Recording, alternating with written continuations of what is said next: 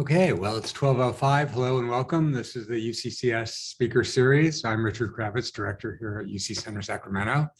We're here for the second talk of this winter quarter, which continues with our 2021-22 theme of emerging from the pandemic, promoting health and prosperity for all Californians in the wake of COVID-19. I know some of you are new to UCCS, and just a brief summary. We're the Sacramento outpost for UC. We're one center with two goals: to train up young people to participate more effectively in the policy process and in our democracy more generally, and to share research-based knowledge with legislators and government officials in the interest of forming better public policy. So now to today's topic: why elementary kids need recess. This topic has special salience during the pandemic because school closures have not only denied children academic opportunities, but also outlets for social, emotional, and physical growth, things that well-designed recess provides. Rebecca London is Associate Professor of Sociology at UC Santa Cruz. She's author of the book, Rethinking Recess, Creating Safe and Inclusive Playtime for All Children in School. The book has received widespread praise from both academicians and practitioners. It essentially argues for the value of organized recess that's designed intentionally to promote safety, health, and engagement. Professor London is founding faculty director of Campus Plus Community, a center devoted to supporting community-engaged research across UC Santa Cruz and surrounding communities. She has a PhD in human development and social policy from Northwestern University, a master's in economics from Northwestern, and a BA in economics from the University of Michigan. Just a reminder about our format for questions. Please, unless they're very timely clarification questions, reserve your questions for the end, when you'll be able to use the raise hand function in Zoom, and we'll take your questions live. Or if that's not possible, you can type your questions into the Q&A section of Zoom, and we'll make an attempt to take those questions in turn. So without further ado, please join me in welcoming Rebecca London. Professor London. Thank you. Thanks, Richard. Thanks everyone for joining me today. I'd like to especially thank the UC Center Sacramento for inviting me, and the wonderful staff, Cindy, Sandra, and Brooke, for making this a seamless process to Zoom myself from my home to your home or wherever you happen to be to talk and think about recess with me. So thank you. Thanks very much. So before I get started, I just want to give a shout out to my community partner, the organization Playworks. It's a national nonprofit organization that supports safe and healthy play for all children across the US. And if you want to learn more about Playworks, they were just featured by the BBC. So you can look on the BBC website and learn a little bit more about them, or of course, go to their website, playworks.org, to learn more. I've been working with Playworks for about 10 years, maybe even more now, thinking about how to support their work in the community, in schools with low-income urban children of color, and how to support these kids to get the most out of the recess time that they're having. And so this work, a number of studies over the course of about a decade, has culminated in a book that I published in 2019 called Rethinking Recess, Creating Safe and Inclusive Playtime for All Children in School. This book came out just before the pandemic, which was not great timing on my part, unfortunately, because the first thing that happened was schools shut down and nobody was having any kind of recess, of course. But during that time, I connected with other thinkers and doers with all things recess across the world. And we formed what we called the Global Recess Alliance, Ensuring the Right to Play. And we put together a statement about recess with the idea, this was in the summer of 2020, thinking that in fall 2020, kids will be going back to school and it'll be really important to think about recess. Little do we know at that time, it would be for many students much longer before they stepped foot inside a school again, and that this pandemic would really wreak havoc with our young people and their mental health over time. So as much as I'd like to say this pandemic really wreaked havoc on my own scholarship and my ability to promote this book, I think it offered an opportunity to think about recess and play in all new different ways that I wasn't anticipating when I did the research originally and when the book first came out. So looking for a little bit of a silver lining in the clouds behind me today, thinking about how we can pivot from what we knew about recess before into how we need to approach it now. So I'd like to start with the end. This is both my first and my last slide, so you know where I'm going. I'm going to end by recommending some policy changes here in California, and there's going to be 4 of them. The first is that we should be offering a minimum number of recess minutes for all California elementary and middle school students. I know the title of my talk is elementary, but I also believe really strongly in middle school student access to recess. That we should not allow the practice of withholding recess for students who have misbehaved or who have missed schoolwork. That we should prohibit that policy, that practice. That we need to establish standards for the quality of recess to support students to engage in safe and healthy play. And that in order to do that, we really have to provide release time for supervisors to be trained so that all our supervisors are equipped to be able to support children and youth in engaging in positive ways in their break time. So let's step back a minute. Why are we even talking about recess, and why are we talking about it right now? Aren't we in a pandemic? Aren't kids, in the midst of trying to make up all that they lost during the time away from school and remote learning? So let me give you a little explanation for why. Let's start with why now. In my opinion, it is always a good time to be thinking about children's well-being, but right now it's especially important. Just last week, a week ago, EdSource, which is my favorite source of information for all things education in the state of California, had this headline exactly 1 week ago today: Grim Outlook for California Children's Well-Being Report Finds. And what they're referring to is a report that was published by the organization Children Now that gathers statistics. It's their annual report card. They gather statistics from across the state on how children and youth are doing. And in almost all categories, it was pretty bad.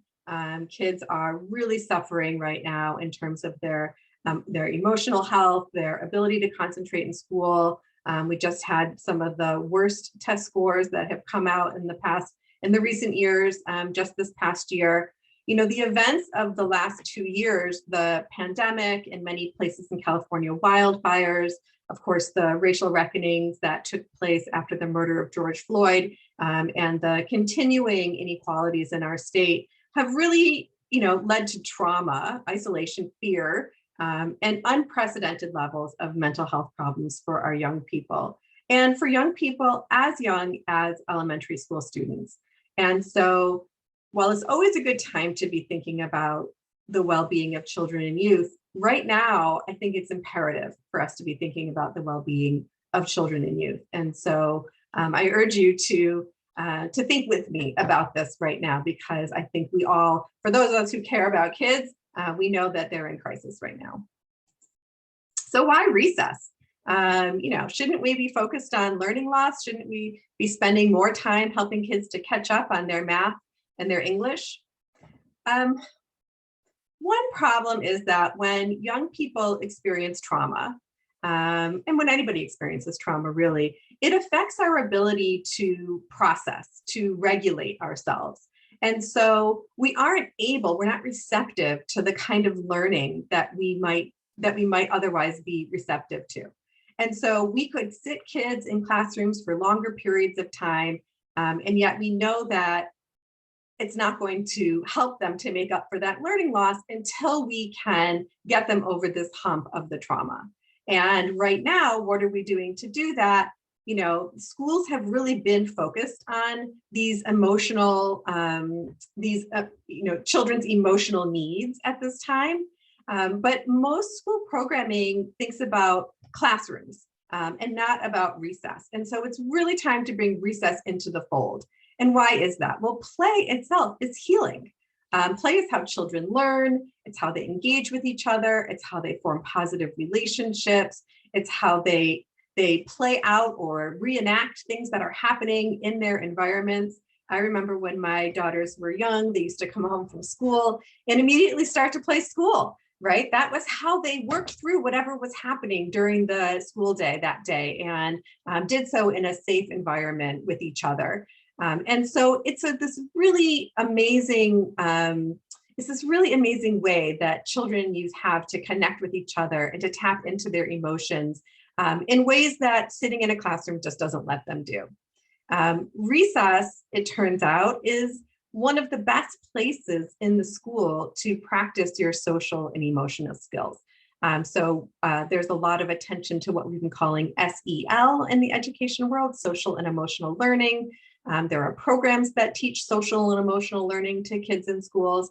And recess is that one time of the day, that very unstructured time during the school day, when kids can practice those skills, right? In real life, they can learn how to lose without really losing their marbles, right? So we're playing a game. I lost. I think it's unfair. Do I stomp off? Or have I learned to self-regulate so that I can continue to play and do what I want to be doing, and yet be able to accept that I've lost this time and next time I might be able to win the game. To be able to resolve those conflicts that always come up in play, right? There's always going to be the ball is in, the ball is out, right? That's why we have referees in sports. And to be able to resolve those conflicts in a healthy way, to be able to show empathy with your peers, right? To be able to say, hey, I see that one person's always sitting out. I'm going to invite them to play today, right? To show empathy and to be able to engage and form positive relationships with adults, the recess supervisors, campus supervisors, and also with peers that you don't normally see. If you're not in a classroom, for instance, with one of your best friends, and the only time you can see them is at recess, right? That ability to connect with these people who care about you and who you care about is really important. And then, of course, recess is the time of the school day where kids have, an opportunity to engage in physical activity, games and play of their choice. And it's not PE class where everyone has to play volleyball or everyone has to play soccer, right? You can choose whatever game you like to play and play it during that time. And we know that physical activity in and of itself is good for cognition for students. It helps kids to get their brain, their neurons cracking, and helps them to concentrate, to behave in class, to be able to sit still so that they can learn. So for all these reasons, recess is a really important part of the school day. So this is a photo and a quote of Nadine Burke-Harris. She is our California Surgeon General. I'm a huge fan of hers. I had the chance to meet her once, and that was like the highlight of my week. And she makes this really important point that we have the capacity for neuroplasticity. Our brains can change throughout our lives, and the environments that we're in shape the way that our brains respond to experiences, right? So the school environment shapes the way that kids' brains are responding to this trauma experience in important ways. And so how the school is presenting the recess environment to the students is an example of its ability to change an environment in order to help students cope with this trauma. And then she makes this other point, which I also really like. Safe, stable, and nurturing relationships are healing for kids and for all of us, right? We've been exposed to trauma, and how do we get over it? We connect with people who are nurturing to us, who make us feel safe, who are stable, who make us feel safe, right? These are all the kinds of things we want for our children in this state, and we want them to happen at home and also at school. So I have this little, this is from even before the pandemic, that recess adds up. Recess is the one time during the school day where there's attention to social and emotional skills. These are the things I was just telling you about, things like awareness and self-management, being able to work on your relationship skills and have responsible decision-making, right? Being able to make decisions about what your actions will be and how they'll affect other people. And then it's your time of the day for physical activity, right? The American Academy of Pediatrics recommends 60 minutes per day of physical activity. and it helps kids to improve their cognition and improve their attention in class. And honestly, it's play. Play is great. Play is fun. Play is how we learn. Play is great. And then, of course, it adds to our overall school climate. And when I talk about school climate, what I mean are the 4 things that people talk about when they talk about school climate generally are your relationships with peers and adults, feelings of physical and emotional safety and well-being. And when schools have school climate initiatives, they're often focused on classrooms and not necessarily focused on other times of the school day, think before school or after school, and of course during recess and lunch. But when kids experience school climate, of course, they're experiencing the entirety of the school day, including recess. And recess might be, in fact, the most important part for students of their school climate experience, either positive or negative. And so recess is a place to be thinking about school climate as well. And when we're attending to all of these, what we get when we add up this equation is student academic success. So that all sounds great, if only it were always in place for everyone. But there are 3 problems that I'm going to talk about today in my presentation that undermine recess. And these are the 3 that I highlight in the book as well. The first is there's an opportunity gap and who has access to daily recess. The second is that withholding recess is routinely used as punishment for misbehavior and missed schoolwork. And third, that recess needs some attention and organization to make sure that it's the safe, healthy, and inclusive environment that we want it to be. And so I'm going to talk about each of these 3, and then I'll end with some implications and recommendations. So, access to daily recess. Back in the 90s, when we were really starting to think about our how to evaluate schools and how to evaluate their success, and we turned to standardized testing, right, as a way of trying to understand whether students were making progress or not, and specifically in math and English language arts. And at that time, there was this push to help students to be successful on these tests by lengthening the amount of time that we spent in schools teaching the subject matter for those tests, and in some cases, lengthening the amount of time that students spent in the classroom altogether. And at that time, you can see this quote from the Benjamin Canada, who was the superintendent in Atlanta Public Schools. This was reported in the New York Times in 1998. What some big school districts did was they just eliminated recess altogether, the thinking being that time outside to play and hang on the monkey bars isn't going to help us get those test scores up. What we really want is butts in seats. We want people sitting inside the classroom, learning those drills, trying to memorize those math facts so that they can be successful on the tests and we can keep our school funding. And that led a number of big school districts, Atlanta being one, Baltimore, Chicago, and others, to eliminate recess altogether. And when I say eliminate, I mean eliminate. There are examples of schools that were built in Chicago during that time that were built without play yards, no outdoor space for play. And so how do we undo that, right? We've had a little bit of a turnaround now where we're recognizing that physical activity matters, that social and emotional development matters. And yet we've structured our school day so that there's no time for children to have free play or to practice those skills. And what is the ramifications of that? Well, the ramifications is that we have what I call a recess opportunity gap. And I'm showing this to you in 2 different ways.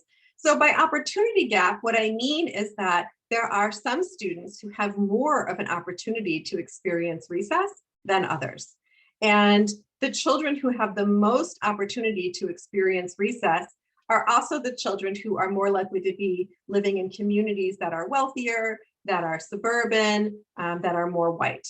And so if you look at the bar graph on the left, that shows you a breakdown by students. And if you look at the one on the right, that shows you a breakdown by schools. This is from 2 different data sources. Honestly, they're not even that recent.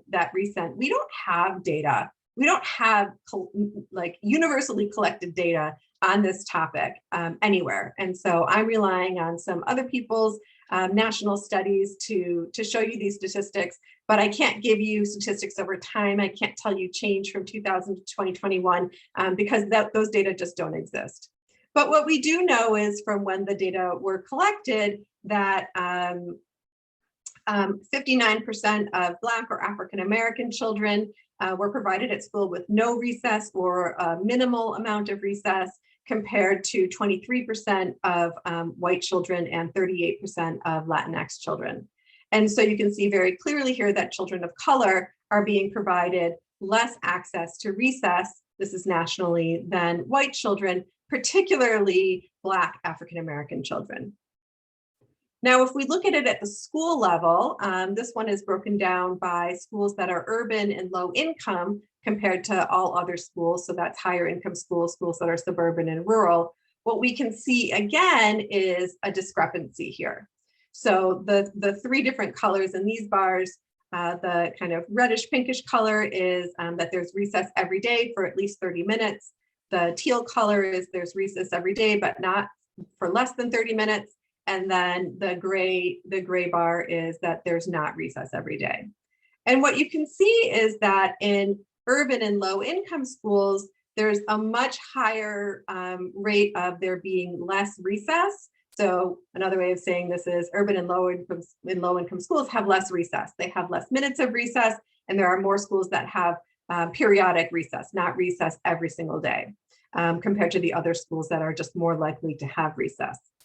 So in two different ways, we're seeing that there's a gap that exists. Even today, even in the last decade, we're still seeing this gap exist, that not all children have access to regular recess, and not all children have access to the same number of minutes of recess when they do have access. So what's interesting is that there has been momentum across the states, especially recently, in legislating recess. So this map shows you the states that have legislated a requirement for recess, a required number of minutes of recess. The blue states are those that have required not recess per se, but they call it physical activity minutes. So they may require 200 minutes of physical activity time during the school day. Of course, recess is one of the places that you might get that physical activity time. There could be other places also. But looking at this map, you can see that, and things are changing quickly. This map may not have every last state from the past 3 months on it, but you can see that California doesn't have either of these. So California has no policy on requiring recess or a certain number of physical activity minutes beyond what's required for physical education, which is something different than what we're talking about. Physical education, PE, is a standards-based time where children are learning specific skills with a curriculum. And what we're talking about here is free time, right, for children to play games and sports or engage in activities of their choosing. That's something different than having a set of standards and a curriculum. So what does California have? This is what the Ed Code says. The Ed Code encourages daily recess periods for elementary school pupils. That's pretty much what it says. So it's an encouraging, not a requiring. It doesn't give a suggested number of minutes, focuses only on elementary school. And this is what I would recommend. I would recommend that we make changes to our Ed Code and that we legislate mandatory recess, that recess should be mandatory. It should be equally provided to all children in all schools across the state. And we should specify recess specifically rather than physical activity minutes. I think that's important because we want to make sure that the minutes that we specify are protected for recess, that they're not being taken up by something that maybe is before school or after school or some other activity, right? That we want to specify these minutes are for recess. We should include not just elementary students, but all students in grades TK, that's transitional kindergarten, through 8th grade. There's a lot of evidence, including from my own research, that middle school students need break times and play just as much as everybody else, and that we should protect that time for them as well. They may be engaging in different kinds of activities, but their need for a break is the same. And then we should specifically include a number of minutes per day. I would say 30 to 40 minutes or more. In Finland, they have 15 minutes of recess for every hour of instruction. I think that would be a hard sell for our California legislature, but I would say 30 to 40 minimum or more. And this sometimes poses a challenge thinking about if we're going to be adding more minutes and mandating more minutes of recess per day, do we have to extend the number of minutes in the school day? And that can be a challenge in some places. Some states have gotten around this by including recess as instructional minutes. So most recently, the states of Utah and Texas have made changes to their legislation that are allowing recess to count as instructional minutes so that they can extend the amount of time that children spend in recess without having to expand the length of minutes of the school day. So that's one way to think about doing it. But to specifically mandate that recess happens for all children every day in the state of California. Okay, I'm going to move on. So that's the access to daily recess, right? That's incredibly important. Now, what about withholding recess? What's going to happen there? So recess withholding, I believe, is strongly associated with equity issues. In my research, I've been to about 50 schools nationwide. Teachers have overwhelmingly reported to me that withholding recess is their best option for reinforcing the behavioral expectations of their students in class. And there are, from one estimate, 3/4 of schools nationwide allow teachers to withhold recess. So in 3/4 of the schools, this practice is fine. The problem with it is, number one, it's not evidence-based. There is no research that shows that withholding recess is going to elicit the kinds of behaviors that teachers want to see out of their children. And in fact, common sense might tell us exactly the opposite, right? If you have a child in your class, in your 3rd grade class, who can't sit still, who is constantly getting up and can't follow directions, maybe they need a break. Maybe they need time to run around outside to help their brain, regulate a little bit so that they can come back in and pay attention, right? Is withholding recess always the best option there? I would say no. So let me give you an example of something I experienced. I was at a school, the school was not in California, but I was at a school to observe recess. And I was there with my team, and we had just come just for the one day to observe. And we were standing on the play yard waiting for the kindergartners to come out. And we had the whole bell schedule, so we knew when they were coming. And we're waiting and we're waiting and we're waiting and we're waiting, and they never came. And then all of a sudden, here were the 1st graders. And we were like, well, what happened to the kindergartners? So later in the day, we checked in with one of the supervisors, and we said, well, where were the kindergartners? Why didn't they ever come out? And we learned that there was some misbehavior in the lunchroom for those kindergartners. And so the lunchroom monitors decided to hold the entire cohort of kindergartners. It was like 3 or 4 classes of 20 kindergartners each in for recess that day. On the day that they had the folks from California coming out to visit and observe their recess, right? So that just tells you that's a pretty common practice in that school if they're willing to do it on the one day that they have visitors that are coming to observe. So is that an effective way of changing behavior to keep 80 kindergartners inside instead of letting them run around outside as is their right to play? So, that's just one story, but more often what we hear is that it's the same kids over and over who have behavioral problems, who have recess withheld. It's the same kids who are sitting in the principal's office, who are being sent to the principal, who are being sidelined to the side of the recess yard and made to watch other kids play, or sat inside in a detention room with a teacher or with a staff member during their recess time over and over and over again. And what does that tell these students? Well, it tells them they don't belong. It tells them that they're not welcome to be part of the school community, that they're different than the other students. They don't deserve to play. They don't deserve to have that break. And after a while, kids begin to really internalize that. They believe that. They've been told that. They have evidence of it, and they believe it. And when that happens, what we're doing is we're setting kids onto the first step of the school to prison pipeline. That's exactly what happens when kids are told over and over again that they don't belong. They begin to believe and to act like they don't belong. And so what's a different way that we could approach this problem without taking away this really important vital time? And although we don't have specific statistics on which children have recess withheld, because again, we're not collecting that data, we do know that from the disciplinary data that the children most likely to be disciplined in elementary and middle school are boys, specifically boys of color, specifically Black boys and Native American boys, and also students who have special needs. Those are the children who are most likely to have recess withheld or the most likely to be disciplined, and I presume also the most likely to have recess withheld just based on the data that we have before us. Again, it's an equity issue.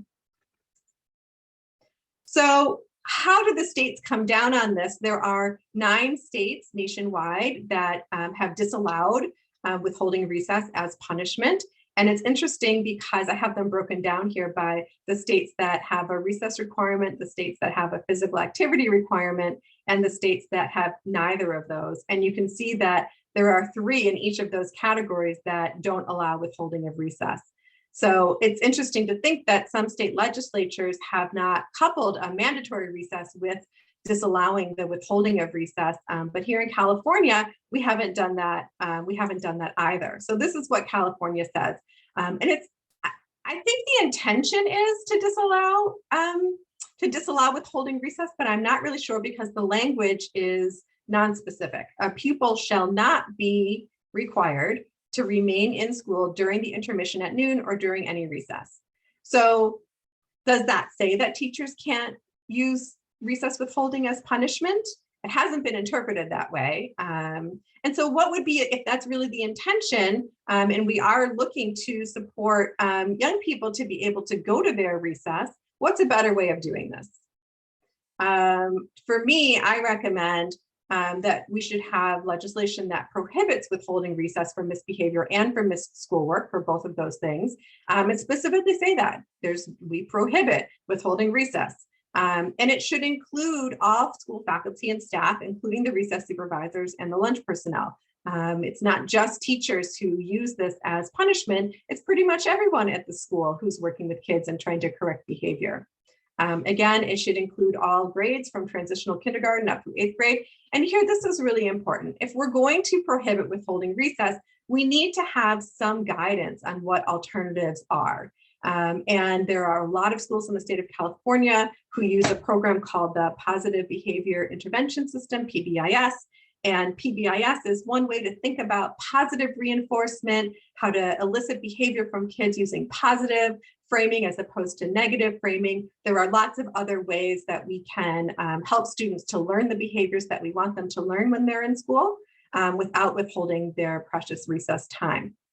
And so I would say, let's think about some guidance on alternatives in addition. Okay, here's the last one. Access to safe, healthy, and inclusive recess. And what do I mean by that? You know, I've just been telling you how great recess is and how important a time it is. And now I'm going to say, well, it's not all that great. And the truth is that in some places it is really great, and in other places they struggle. I pulled some headlines for you just to illustrate this point. Problem of bullying, students help teachers maintain a peaceful playground. This is my favorite news story. It's from a publication called The Bite, which is produced by students at the West Middle School. And the headline is, how many kids really enjoy recess? Boring pavement, kids talking and basketballs bouncing. Kids at West think recess is boring because of the lack of activities and equipment, right? So maybe recess isn't horrible. There's not bullying, there's not physical fighting, but maybe it's also just boring. There's not enough to do, right? How do we turn this environment into something that is exciting, an opportunity for learning through play for children and youth?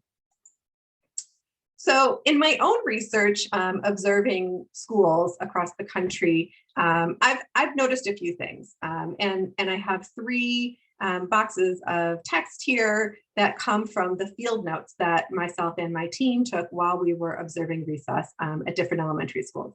And we saw everything from, there was a very negative vibe to this whole recess. The whole thing seemed negative. Kids were not having fun. They were running away from each other because they didn't want to get hurt. At another school, the basketball game seemed like a good example of positive play with boys playing together. But then there was an argument and they couldn't get it back together again after that argument. It derailed the whole game and they went back into their classrooms stewing. They were angry when they left. It was not that refreshing, replenishing opportunity for them. They were stewing. And their teacher probably had to spend some time unraveling that when they got back in. And then, another example, the space itself just isn't conducive to playing games. The lines are faded, the grassy yard is not really set up well for different games, and the adults are hands off, right? So it's not all terrible, but it's not always amazing either. The adults are a really important part of this equation. And again, we've seen all different kinds of adult styles out on the play yard. And for the most part, just so people know, in California, most schools I've observed have had both a morning and a lunchtime recess. And in the morning recess, it's usually teachers who are monitoring the play yard, and teachers because they know their students and because they're trained youth development professionals, they're usually quite in tune to what's happening with the students. At lunchtime, the monitors are often paraprofessionals. These are people who are sometimes crossing guards or sometimes after school staff or sometimes also lunchroom staff. They're often part-time workers and they are typically not people who've been trained in education or youth development who see their jobs as just keeping kids safe. And so in the lunchtime recesses that we've observed, we've seen sort of very hands-off behavior, lunch monitors walking around and occasionally engaging with kids. We've seen examples of lunch monitors who are with recess monitors who are incredibly involved. And here we saw a monitor brought a game that she knew called Tap to her students. And the students who she was playing with were having a great time and they loved it. And they sustained this game as long as she was there playing with them. But as soon as she walked away, the game fell apart. Now she kept coming back because she wanted them to be able to play, but why couldn't these kids sustain that game on their own? What was it about that environment that wasn't encouraging them to do that? And then finally, we've seen instances where monitors have just been, mean.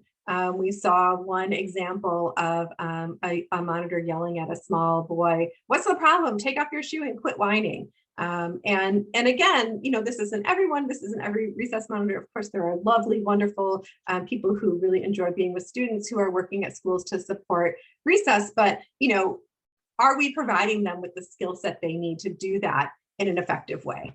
Is what I'm arguing. So what I argue for in the book and what Playworks, my community partner, really adheres to is what we call an organized recess. So an organized recess is a hybrid between what we call a structured recess and an unstructured recess. So think structured as like a PE class, think unstructured as like we're throwing you out in the yard with no equipment and no toys and you can figure out your way. Organized is something in between the two where there are games, they have common rules, they're set up in places that kids find them predictable. They know that soccer is always going to be in that corner. Basketball is always here. If you want to do free play or imaginary play, it's always someplace else. They have free choice. They get to pick what they want to do. They can choose, they can change their minds. They can do 20 different things during recess or just stick with the same one thing. And the games are inclusive. If they want to play soccer, they can. If they want to play basketball, they can. Maybe we need two different games set up so there can be a competitive one and a non-competitive one, but there's availability for every activity for every child. There's conflict resolution techniques in place. These could be something as simple as rock, paper, scissors, for kids who are trying to figure out who should go first, or a different kind of plan for a talk it out sort of approach, which some schools use, more of a restorative justice approach that some schools use for their other conflicts in classrooms. I love the idea of youth leaders on the recess yard. Youth have an incredible opportunity to know their own environment and be able to support it, pick out what the problems are and help to resolve them. Youth who are leaders on the play yard are not always leaders in the classroom. So this is an opportunity for them to really gain and to build on their natural leadership skills. What we're learning in middle school is that sometimes alternative spaces are important. So maybe the computer lab, or some classrooms for clubs or other kinds of activities for kids who don't want to run around on the play yard, but want to be engaged in something meaningful during their time. And then again, of course, we need adults who are there to support play and to support engagement in some activity or another. And what happens when we do that is amazingly, things go well. This infographic is based on a 2013 randomized controlled trial that was conducted by Mathematica Policy Research and the Gardner Center at Stanford, where I was the senior researcher at the time. And what we found was that implementing Playworks over the course of a year led to less bullying, students having more readiness to learn when they came back into class, and for students who felt safer at recess. Other research that comes from my colleague Will Massey at Oregon State shows that improving recess quality helps kids' executive functioning skills and their resilience, their emotional self-control, and also their classroom behaviors. So really, by engaging kids in organized play, what we're doing is we're helping them to develop these really important skills that they're going to need as they go on through their lives.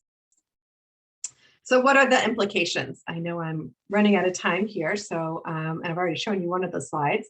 But I just want to point out that even before I started talking about recess and before the book came out, the American Academy of Pediatrics was already touting recess as a really important part of the school day that we should be paying attention to help children develop and to help them succeed in school. So the American Academy of Pediatrics has been recommending recess be safe and well supervised, that there be peer interactions during recess, and that it's a complement but not a replacement for physical activity, that it's a necessary break during the school day. So let's listen to our pediatricians. So here locally in California, as I said, recess should be included in all school level reform initiatives. If we have a school climate initiative, recess should be there. If we have a character development initiative, we should have recess. Behavioral, social, and emotional. All of these initiatives that schools and school districts are rolling out should explicitly include recess for all of the different kinds of practices that they're promoting. We should have state policy that supports the quantity and quality of recess, including professional development and funding for trained recess leaders. We can build a new set of data in California by building access to recess into some of our existing state practices. So for instance, we could build access to recess into the California School Dashboard, right? There's a conditions and climate section. It would go beautifully there. We could build recess provision and support for it into the school or the school district wellness policy. Right now, recess isn't even one of the mandatory components of the school wellness policy, and it could be. We could put recess into the local control accountability plan, the LCAP. Priority 6, school climate. That would be the place that it can go. How can we enhance our school climate understanding by including recess? And again, we need data, and this would be a great way of doing that. So I'm going to end here with my, again, my specific recommendations for the Ed Code to provide a minimum number of recess minutes for all California elementary and middle school students, prohibit the withholding of recess as punishment for misbehavior or missed schoolwork, to establish standards for quality of recess and support students to engage in safe and healthy play, and to provide release time for recess supervisors who are often part-time workers and don't get that release time for them to be trained and paid to be trained appropriately. I wouldn't be a researcher without making a plug for data. We need more data. We need to start collecting information about how recess is provided across the state. That's really important for us to be able to track equity.